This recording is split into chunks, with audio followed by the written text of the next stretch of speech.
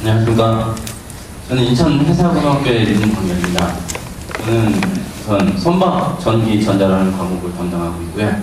저희 선박 전기전자 과목에서는 선박에서 유용하게 사용되는 시퀀스 회로를 이용한 제작품 만들기라는 주제를 가지고 프로젝트 기반 수업을 진행을 하였습니다.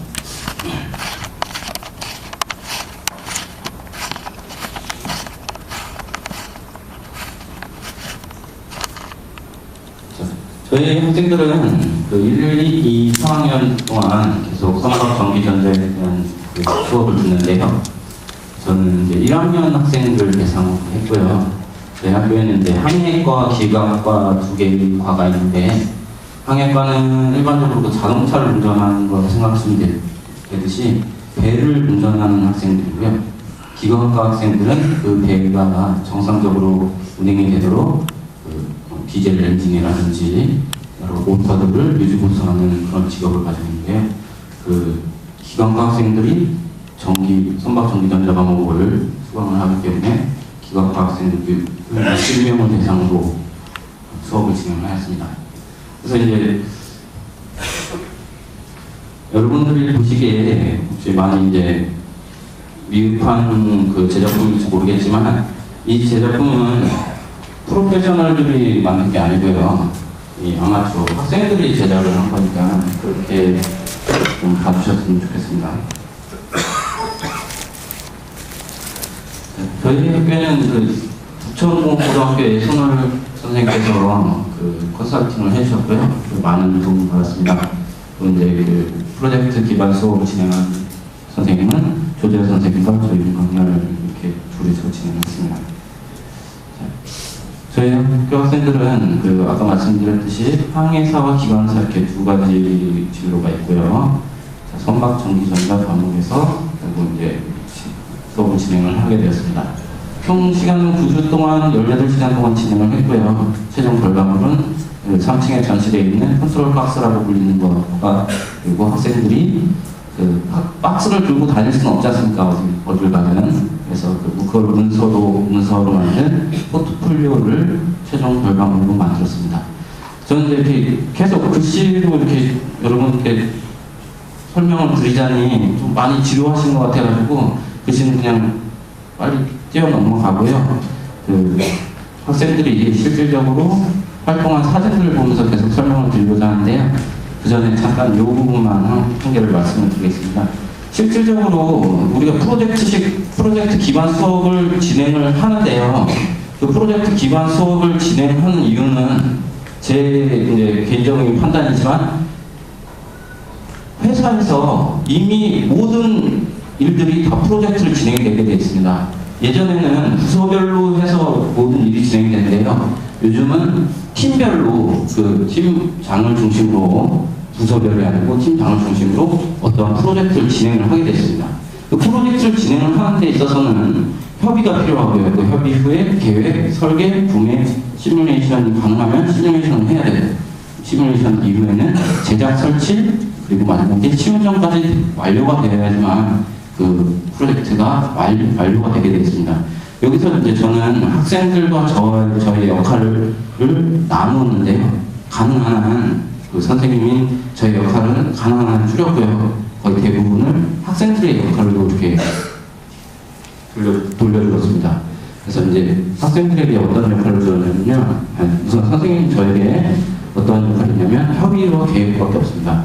그건 어떤 얘기냐면, 가장 프로젝트가 진행되기 위해서는 무엇을 하여야 하는지라는 아이디어, 발상이 있어야 됩니다. 어떤 어떤 주제를 가지고 프로젝트를 진행을 해야 되는지 그 협의가 있어야 되고요.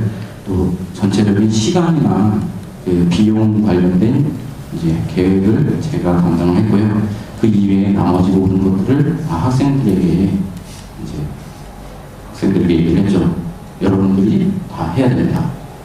그런데 이제 학생들이 이제 시작을 했는데요. 처음에 이제 가서 학생들에게 얘기를 했습니다. 1학년 학생들이에요. 물론 이제 1학기 때 전기라는 과목에 대해서 이제 저한테 조금은 배웠지만, 제가 아까 전에 그 제목을 보시고 저 C++가 뭐야 그렇게 생각을 하시는 분들이 많이 계시겠지만, 이 학생들도 똑같습니다. 제가 앞에 나가서 여러분들, 자, 앞으로 우리는 9주 동안 우리 프로젝트 기반 수업을 진행을 하게 됩니다 라고 말을 시작하는데, 여기 보시면 제 앞에 있는 학생이 엎드려 있습니다. 이 학생이 공부를 못하는 학생이 아니고요, 공부를 좀 잘하는 학생이에요. 근데 제가, 자, 여러분들 이렇게 우리 프로젝트 기반 수업을 진행을 합니다 라고 얘기하니까 책임 있는 수업을 하는 게 아니네 하더니 이제 엎드려 자는 거예요. 휴식을 취하는 거죠. 수업이 아니라고 생각을 하는 겁니다. 하지만 이게 이제 중요한 수업이었죠. 제가 어떤 식으로 이 프로젝트 기반 수업을 진행을 할 것이고, 어떠한 과정을 거쳐서 여러분들이 무언가를 만들어내야 된다는 것을 이때 알려주는 거였어요.